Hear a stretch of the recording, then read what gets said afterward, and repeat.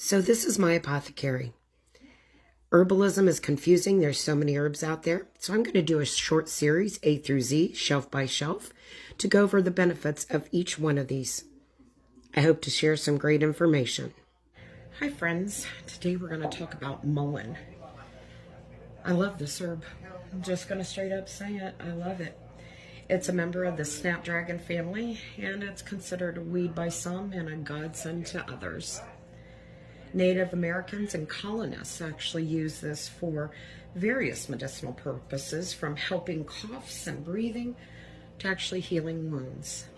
They used to smoke it, make a cough syrup out of the boiled roots, apply the leaves as a paste to the skin, and rub leaves over inflamed skin.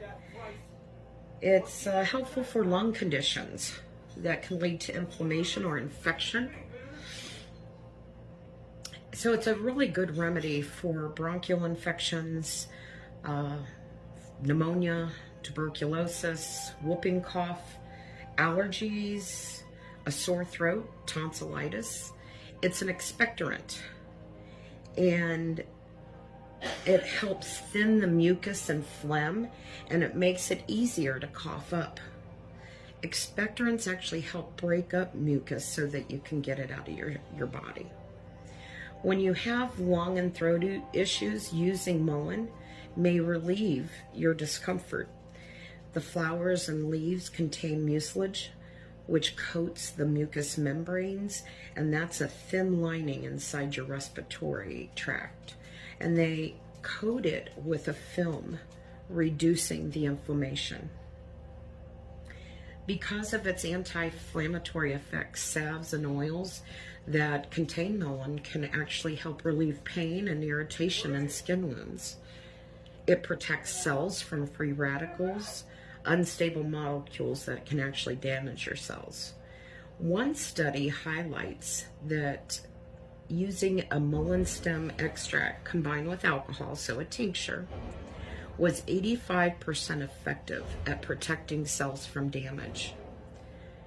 Mullein has antioxidant properties that boost your body's natural defenses. It's an antiseptic, which means it prevents the growth of disease-causing germs. And one study found that it was effective in fighting pneumonia, staph, and E. coli bacteria. It has natural benefits for your lymphatic system. And another research actually indicated that mullein had antiviral properties too, so it's going to slow down the influenza, the flu virus. So if you take this when you have a cold or flu, it may actually speed up your body in beating the infection faster. You can actually use mullein as eardrops, and according to one research study, it may just be as effective as your regular pharmaceutical conventional remedies. Some evidence suggests that it may relieve symptoms of Mariner's disease too. But while mullein is deadly to fish, it can be very helpful to dogs for ear problems. And there are specific instructions though, so you shouldn't overdo a good thing. For example, if you're using a mullein leaf tea for dogs, you would want to give them something like 5 to 10 milliliters per 30 pounds of weight, once or twice daily. But I'm not going to get into that. You would need to do your own research. There's articles out there for animal use, dog use, canine use. Mullein may reduce goiters. It has a strong anti-inflammatory in it, and it has an effect in reducing glandular inflammation of the thyroid. It can be taken internally, of course, as a dietary supplement, but it also has the beneficial compounds in it.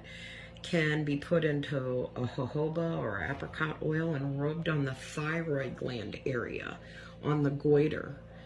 And it works because the biologically active oils are absorbed transdermally, and it can help reduce the inflammatory cytokines. You can use mullein for hemorrhoids. You could make an oil or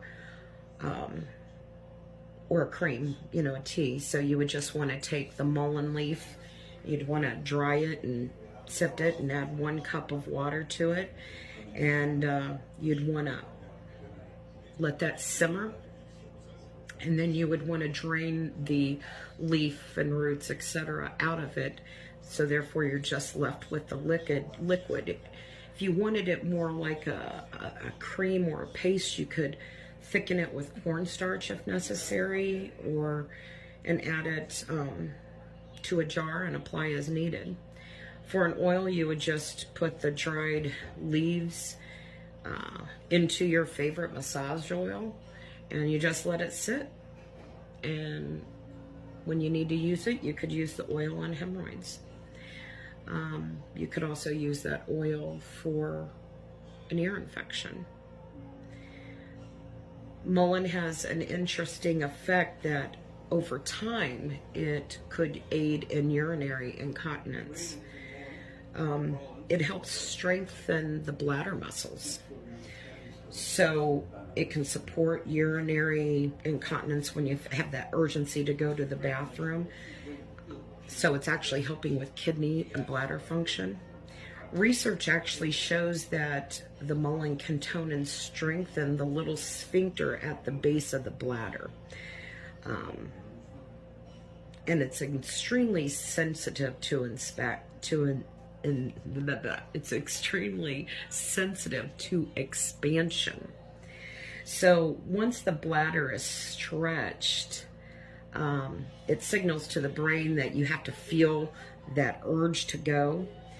And the plant has a natural way to improve the tone of that sphincter. It's actually kind of amazing. And it would be especially helpful for postmenopausal women dealing with this issue. It's one of the side effects of being menopausal. Also, if you had stress-induced incontinence or cystitis, it would be very beneficial. As always, please do your own research. If you're under medical care on any pharmaceutical drugs, please discuss with your doctor, medical advocate, or herbalist. As always, stay healthy, friends.